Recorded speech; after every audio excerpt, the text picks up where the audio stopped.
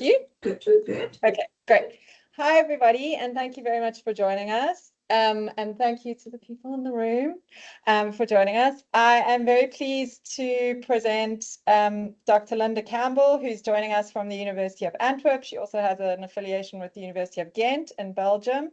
And Linda is reporting on work that we conducted when I was at DWC in conjunction with colleagues at the University of Antwerp in Belgium about HIV and household care. And this is Linda's PhD work, which she has since got, which is fantastic. And I'm very excited for her to be able to present this work. Is there anything else that I need to say about you? Introduction. But yeah, we'll go ahead and I'll hand over to Linda and we'll have some questions at the end and hopefully some more people will join us online. Thank you. Thank you, Lucia. Hello, everybody. I hope you're all well, and hello also to the people in the room. Thank you for coming today. So today we're going to be discussing households in HIV care and the results from the SINAKO cluster randomized control trial. So I just wanted to check, can everybody see the notes as well as the... Okay, cool, great. Okay, before we get started, I'd like you to think about the people that you live with. Do you live with parents, with children, with friends, with extended family members, with other people, or with your fabulous single self, your fabulous independent self? And now I'd like you to think about how the people that you live with impact the ways that you take, potentially, care of yourself. For example, living with a chronic condition, diabetes, cancer, for some people living with things like HIV. How do the people that you live with impact how you look after yourself and how you live with a chronic illness? And this is what we're going to be looking at today, how the people that you live with and the people that you work with around you in the household can impact the way that you take care of yourself and the way that you manage illness. So I think we all know that there are almost 40 million individuals living with HIV globally, according to figures from 2023. And the vast proportion of these are based in sub-Saharan Africa. And in South Africa, figures from 2023 indicated that this was estimated at 7.7 million. And I'm sure we all remember highly active antiretroviral therapy, the breakthrough in 1996, transforming HIV, from what was a fatal illness into a manageable chronic condition.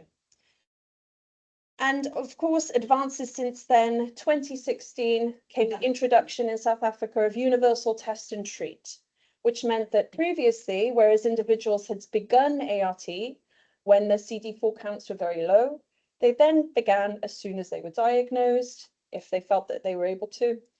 And so this meant a change in the way that HIV was cared for and dealt with. Because of course, what we know is that if you are on ART for a long period of time, lifelong ART treatment means lifelong connection and engagement with the healthcare system. And long-term, lifelong adherence to a drug every day. Non-adherence, of course, carrying quite heavy consequences, potential drug resistance, decline in quality of life, and treatment failure. UNAIDS adopted targets in 2021 for countries who are working around the HIV epidemic, 95, 95, 95, I'm sure we all know.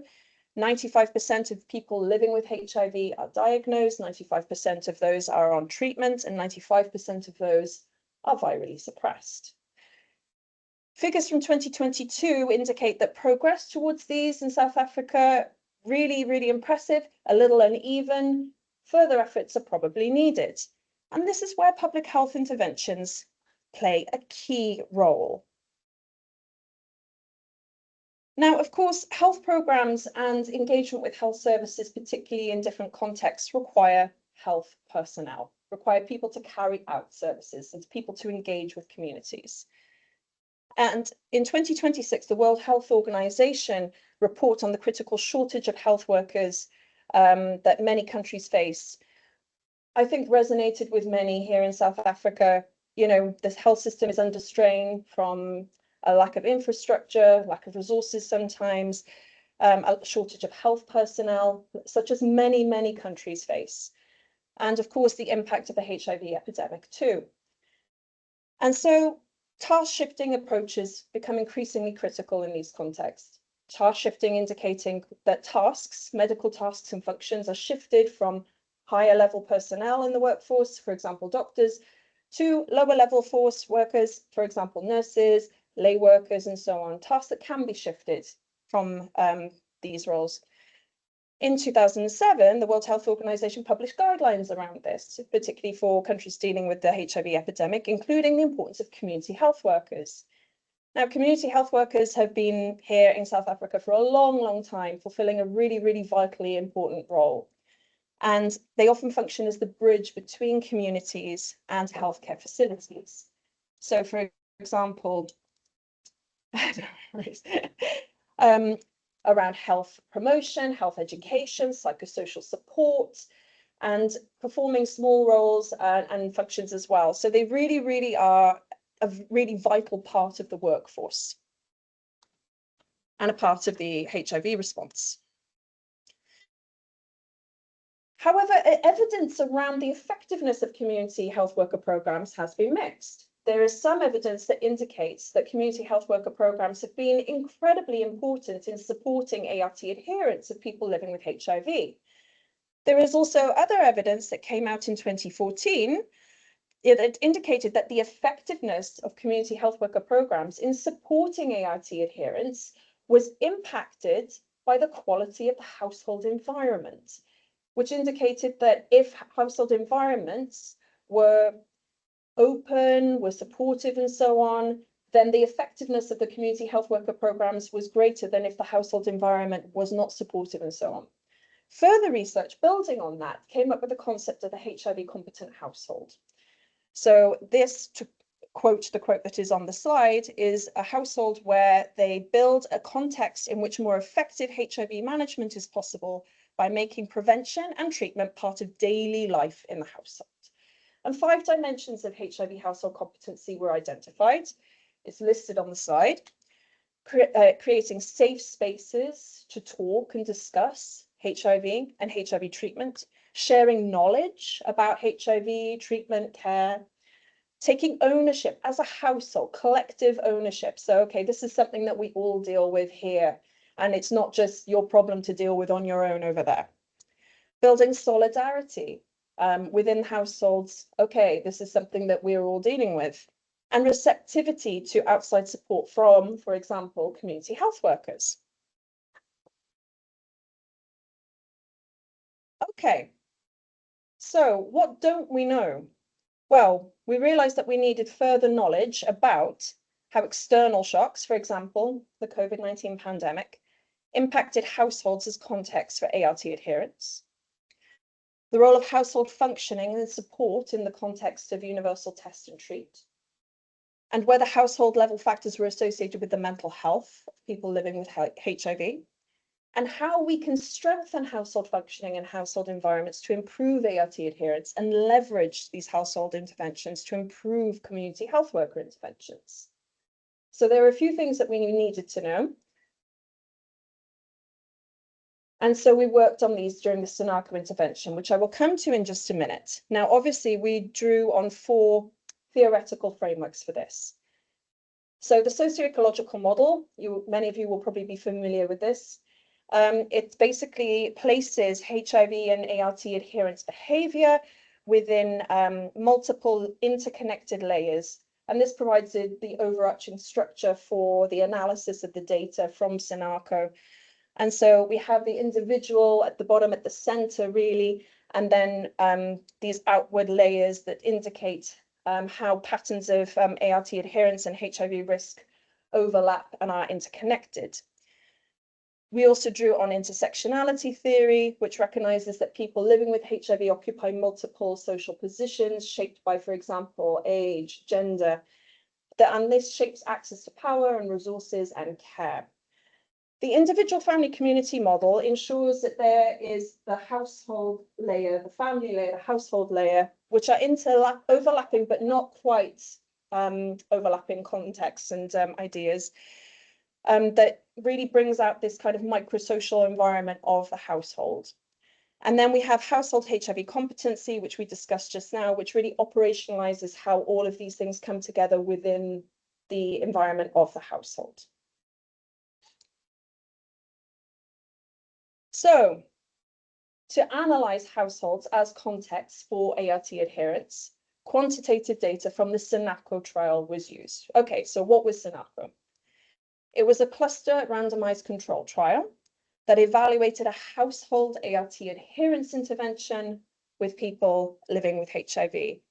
There were 5 sub-districts from the Cape Metro area included: Khayelitsha, Klipfontein, Mitchell's Plain, Eastern and Western. 12 clinics were included, and randomization was done at the clinic level. They were stratified by clinic size, small and large. And there were 2 phases of the SINAKO trial. One was before COVID, and then we had to stop the trial during COVID, and then we had to restart after COVID. So we essentially ended up with 2 big data sets, one during the COVID era and one post-COVID. And so we use these to look at slightly different questions, but relating to the same overarching frameworks. All of the quantitative analysis methods adjusted for clustering and for small sample sizes. So what did it actually contain? In the control arm was standard care, which included monthly visits from the community health worker to the person living with HIV in their home, including a pill count, so counting their pills. In the intervention arm, they had standard care as well as the ART adherence intervention. Okay, so what did that include? So you can see from the slide here that there were a number of sessions that were focused on the individual level, and then a number that were focused on the household environments, and really linking these and bringing these in. So during each monthly visit over the course of 7 months, extra activities were introduced for the people in the intervention arm. So you can see that, for example, session 1 was about living with HIV knowledge and mapping support systems. What was quite surprising in a way was the quite low level of HIV knowledge and the number of myths that were actually still very prevalent around HIV. Session 2 was about making an adherence plan. Okay, so what are you going to do if you travel? What are you going to do if you're late home?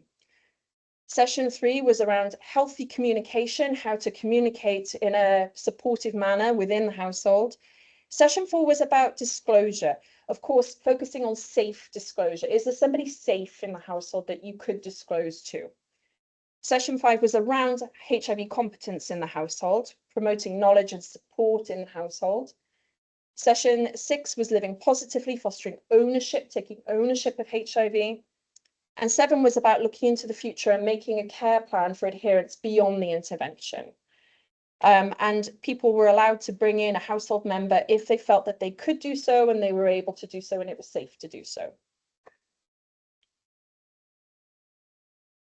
Okay, so the first phase of SINAKO, we began the trial before COVID happened. Obviously, we didn't know that COVID was on the way at this point. And by the time we had to stop the trial for the lockdown, we had interviewed 152 trial participants and had enrolled them in. And that was between October 2019 and the 13th of March 2020. And then the team had to halt data collection because of the lockdown. And subsequently, a few months later, after the hardest phase of the lockdown was over, but when we were back in phase 3, we managed to interview 83 people again by telephone. And so we have this data set of just before the lockdown and then just after the severest part of the lockdown. And so we use this to examine how the pandemic, how the lockdown impacted households, these households as context for ART adherence. And so the full analysis is published in this paper. So if anybody wants that, more than happy to share that. So yes, I think we all remember March 2020. when the president declared a national state of emergency on the 15th of March and then the national lockdown on the 27th. And really, I think all over the world as well, governments really did face this dilemma of how do you protect your population from the transmission of an infectious disease, but at the same time protect your population from the implications of stay-at-home measures, which also exacerbate health inequalities and can impact well-being, access to care, and so on. Now, one of the ways that we looked at ART adherence in this particular data set was by asking people, how would you rate your adherence over the last month on a scale of 0 to 10? So this is the variable that we used for this particular analysis. So what changes were there between baseline and after the lockdown? Surprisingly, there was an increase in the self-reported well-being score. So people reported better well-being. However, this was clearly uneven because some participants stated that they felt more depressed since COVID-19 had arrived and more depressed since the lockdown had arrived. So an uneven balance. Qualitatively, what we heard from some of the participants about better well-being was that they were able to spend time at home with their families, and they were able to rest a bit from a relentless working life. So they said that that contributed more towards a better feeling of well-being. In terms of household factors, there was a reported decrease in household HIV stigma, feeling blamed by household members because of HIV, and a decrease in the reporting of any instance of violence. Now, this was interesting because when we looked a bit more deeply into that, we could see that at baseline, people who had reported violence had stated that it was a member outside of the household. So in some ways, the lockdown measures might have protected people from violence by separating people from their perpetrators. Also, qualitatively, some of the qualitative analysis, a lot of the women stated, "he just left." So that was apparently a repeated phrase from some women, "he just left." So again, they might have actually been separated from perpetrators within the household. But this is obviously also to be, followed up in future research. I think not surprising as well, the odds of being in the top household income category decreased after the lockdown, and participants had higher odds of being below the poverty line after the lockdown. And almost 22% of the participants restricted their consumption of food so that young children could eat, which obviously has implications for taking your ART medication. Interestingly, there was an improvement in household functioning indicators. There was a decrease in the odds of not having a feeling of togetherness. Now, I know that's a double negative, but it comes about because of having to put certain numbers on the denominator to have the power to analyze it. But that essentially means that they felt that there was more of a feeling of togetherness in the household, and a decrease in the odds of disagreeing that household members get along with each other. So household members got along together. So there's more of a feeling of we're in this together. There was more of a feeling of, okay, there's this external threat, but we're here. Now, so again, an uneven impact on certain households as compared to others. So structural factors. Some participants stated that they missed an appointment at the clinic for HIV treatment. Over half of the participants worried they would run out of HIV medication, and some of them did run out of medication. And the majority of them stated that they missed the support of the community health worker. Okay, so we also looked at correlates of adherence during this period. So what was important for adherence? Depression. If they had depression, or if they stated that they had symptoms of depression, they reported lower adherence scores. If there was violence in the household, they reported lower adherence scores. If there was stigma in the household, they reported lower adherence scores.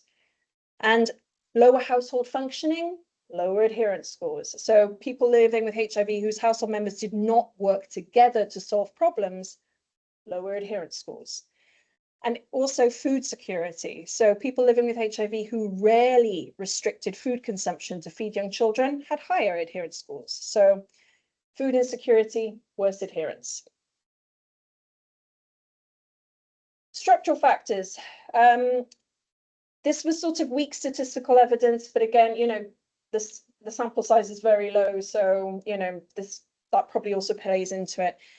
Missing an appointment at the health clinic because of the lockdown, some evidence that there was lower adherence scores for that, and of course running out of medication due to the lockdown too.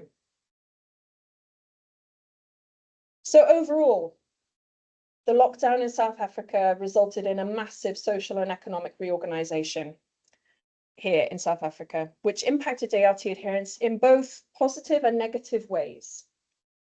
But what was clear to us from the results of this analysis was the importance of social support for people's well-being and offsetting stresses and for people's resilience.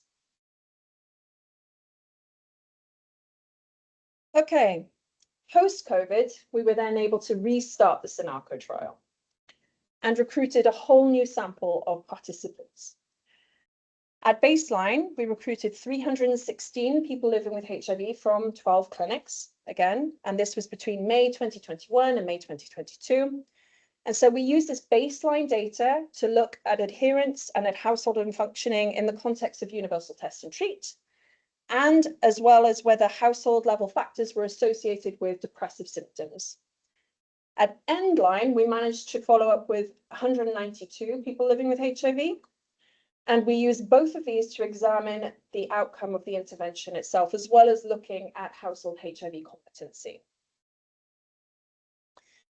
Now, so first of all, I'm going to discuss the individual, community, and household factors associated with ART adherence at ART initiation, so at baseline.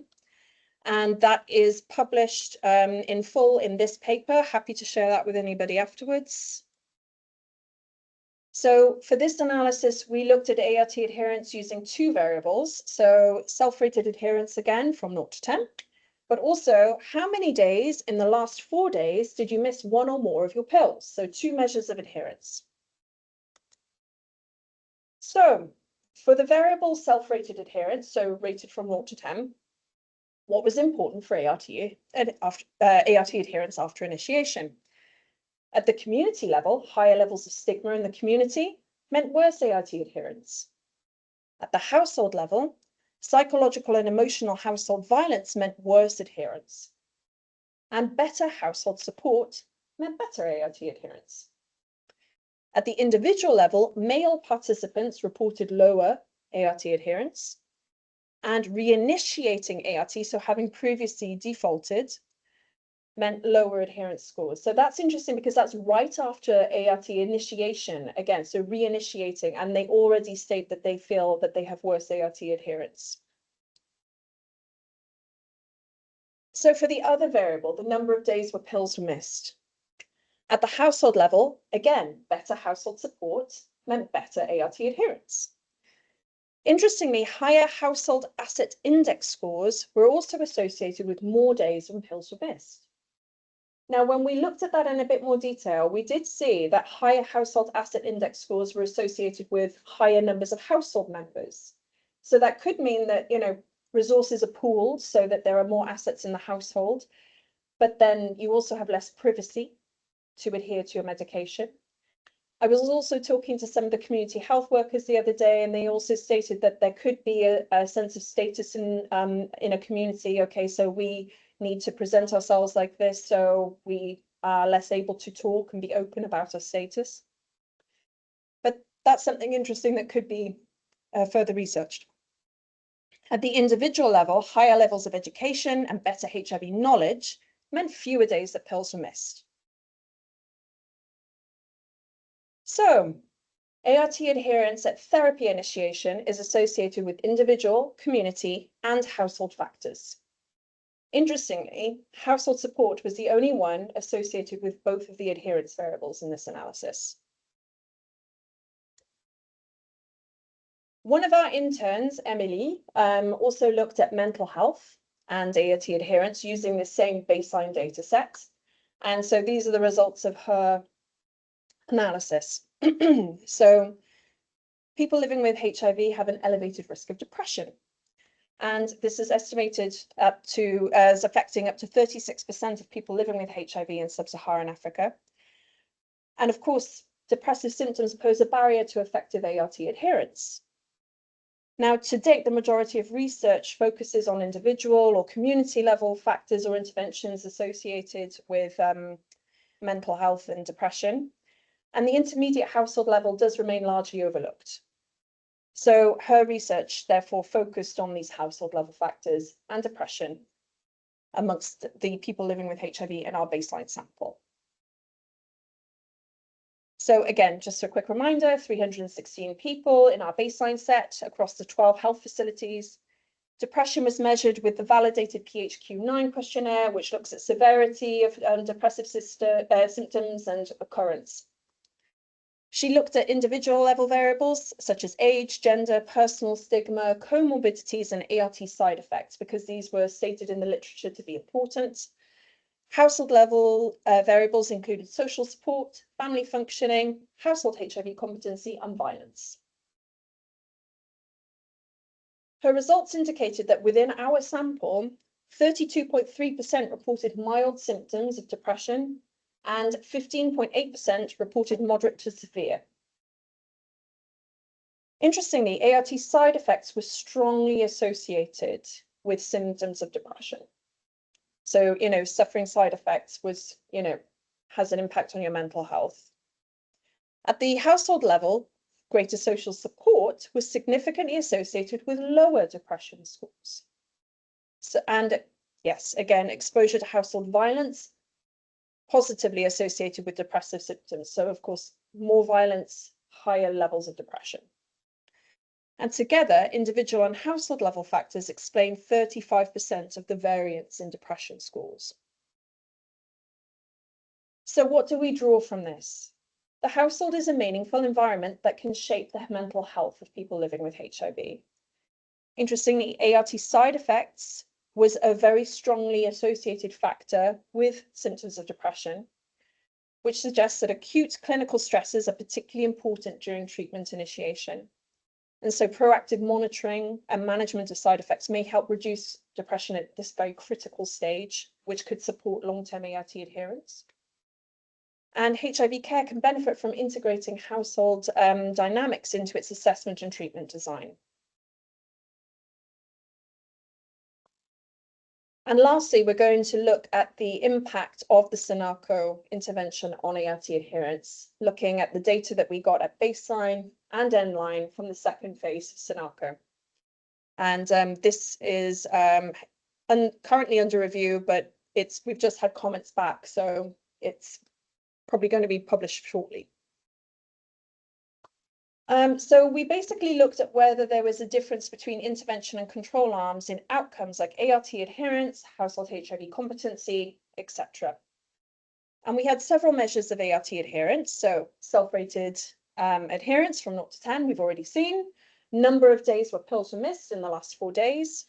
If you had a special ART schedule, did you follow it? If you did you need to take your ART on time? Did you take it on time? If you had special instructions, did you follow them? And then we took a composite measure of all of those together.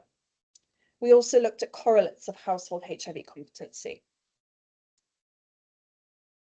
Okay, so the intervention itself, there was strong evidence of a difference at endline between control and intervention arms for following the ART schedule and taking your ART on time. And there was some limited evidence for the composite adherence measure. So this indicates that there might be an impact of the intervention on adherence. There was also some weak evidence at endline of better household HIV competency in the intervention arm than the control arm. And there was no evidence of any difference for other secondary outcomes, for example, such as stigma. When we looked at household HIV competency in greater detail, we could see that better household HIV competency was associated with households where the respondent was living with a partner, where there was better household support and better household functioning, probably not surprising, and worse household HIV competency in households where there was violence, emotional, psychological, physical, sexual. But interestingly, household HIV competency was associated with adherence. So as household HIV competency worsened, there were higher odds of not following ART schedules, of not following special instructions, and an increase in rating ART adherence poorly. So overall, the analysis of the SINAKO trial indicated that household-based interventions may have an impact on ART adherence, both by improving household HIV competency and by directly impacting ART adherence.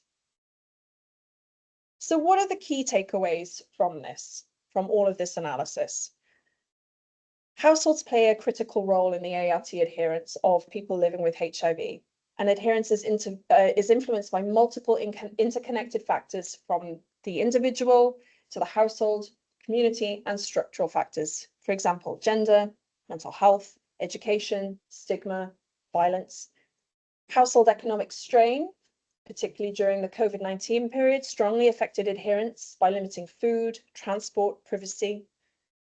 Household support and HIV competency consistently improved adherence and improved mental health, which highlights the importance of family and household dynamics.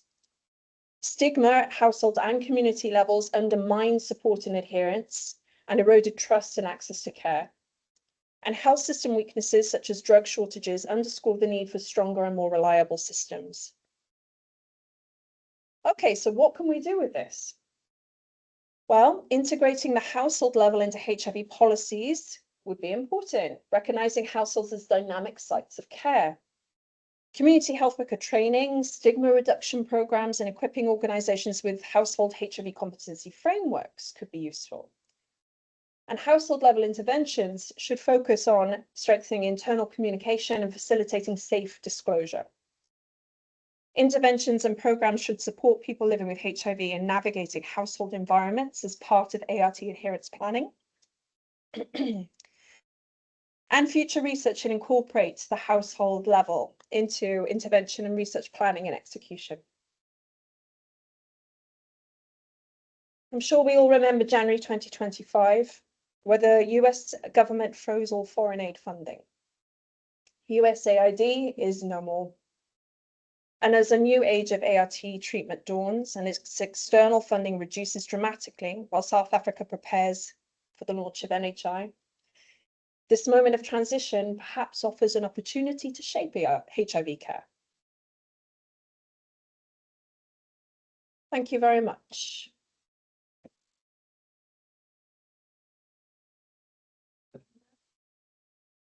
Thank you. Does anyone in the room have questions for Linda?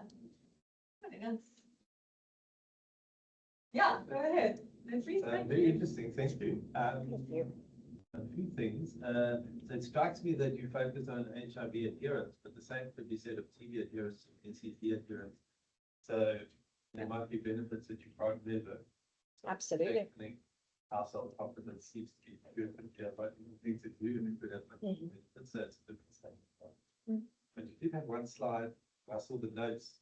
It said something about adjustment for multiple comparisons. So maybe you'll solve this out with that thing. Absolutely. So the paper, the final paper looking at household HIV competency. So obviously we tested for many secondary outcomes. And so if you undertake a correction for having tested for many outcomes, it does not survive the correction for that. However, we think that, our sample size was pretty low at the end. We had to undertake multiple, imputation to be able to analyze it. We do think that if we'd probably had another 20 people in the control arm, it would have been a bit easier to analyze. We think there's something there and it's worth looking into in the future. Yeah. Carry on. Yeah, go ahead. And if there's anyone online, you can raise your hand or put the question in the chat and we'll come to you once we're done with Leslie. So I was in the alcohol space. I was looking at that thinking, what can our alcohol impact that? So when it comes to COVID, we actually have some data which suggests exactly the same. For overall, for the whole sample across three sites across South Africa, when lockdown happened, people drank less overall. There was less household disabuse overall. But when you had someone who was alcohol dependent, the high ordered sport in the house, it wasn't so good. So in other words, it was differentiated where there was somebody who had alcohol problems. So I wanted to explain some of your findings. Also that one about increased income, the high increased income with less adherence. If you have more disposable income in the household, you spend more on alcohol. That's been shown as well. The one thing about that, Leslie, it's not necessarily an income measure, it's an asset measure. So that doesn't necessarily reflect. So I think the challenge with the asset measure is that there's some evidence that those assets are not always all functioning, or Like a broken car. yeah, like a fridge that doesn't, Okay. you know, so there is, Ask if it's functioning. yeah, but there are some challenges with that asset measure. Yeah. So I think that's the other thing that we, Yeah. Anyway, Absolutely. but it is interesting. alcohol Yeah. might be something in there that explains some of it. Absolutely. And we did have some data around alcohol. I know one of my colleagues was analysing the alcohol and depression data specifically. So hopefully he will present on his findings at some point. But we certainly, in the paper, we looked at the idea that, you know, the reduction in the amount of alcohol consumed might be potentially responsible for a decrease in violence. There's also the possibility of underreporting violence in the first place. You know, we don't know if the people that were lost to follow-up were those suffering more violence or not. Now, I didn't find any statistical evidence of that, but it was a small sample size. So, you know, it's also something to consider. But I think you could be very well right that alcohol had a big part to play in that.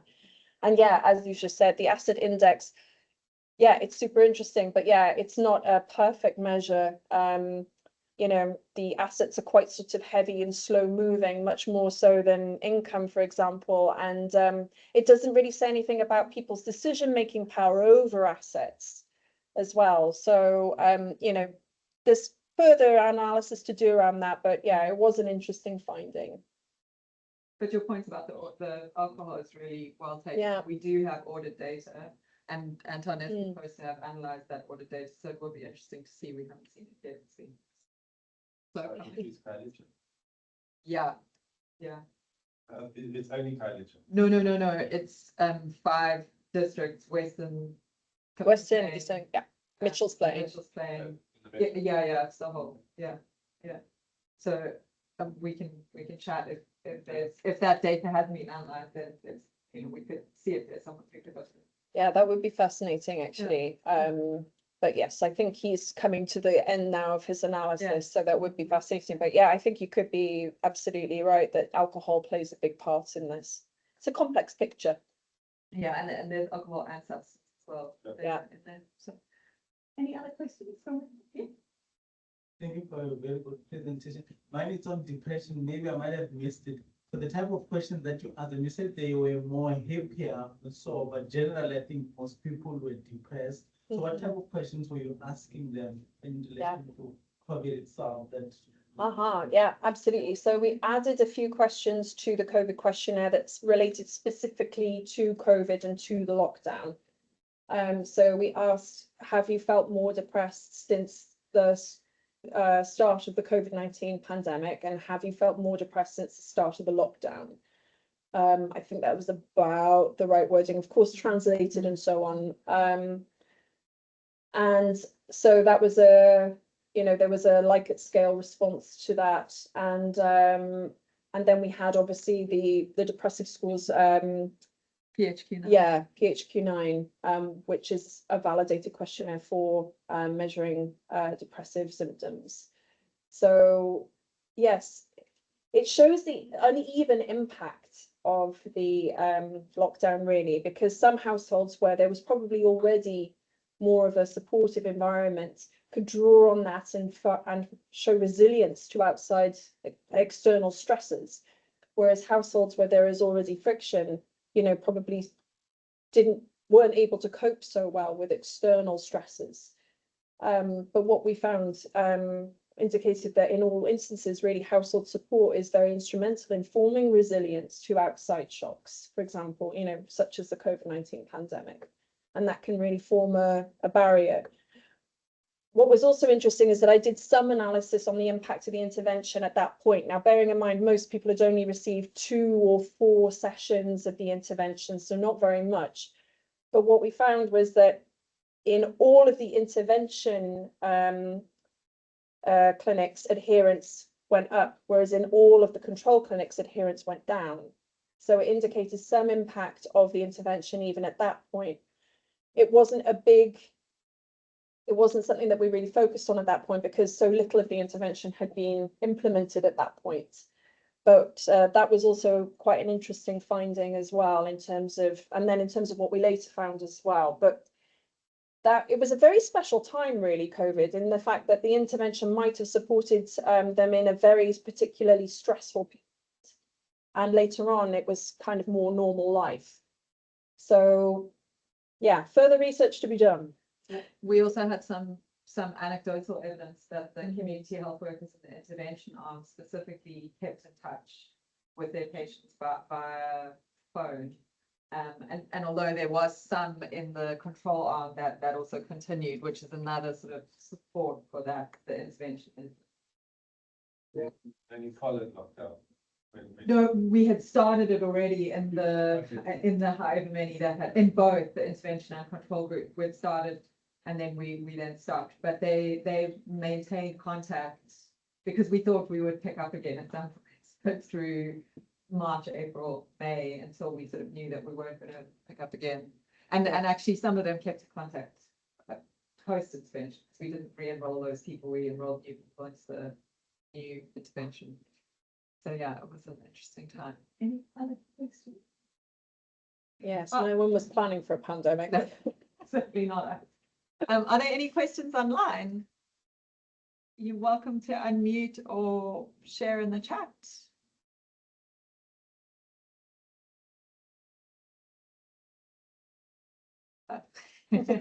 Thank you. Thanks. Okay. Well, thank you, Linda. I you. apologize for the small turnout in person. It's lovely having you all here. Yeah, exactly. It's true. And yeah, thank you for coming to join us. And well done again on your PhD. Thank you. In the PhD work. And yeah, we're thrilled to have you. And somebody says thank you. Thank you.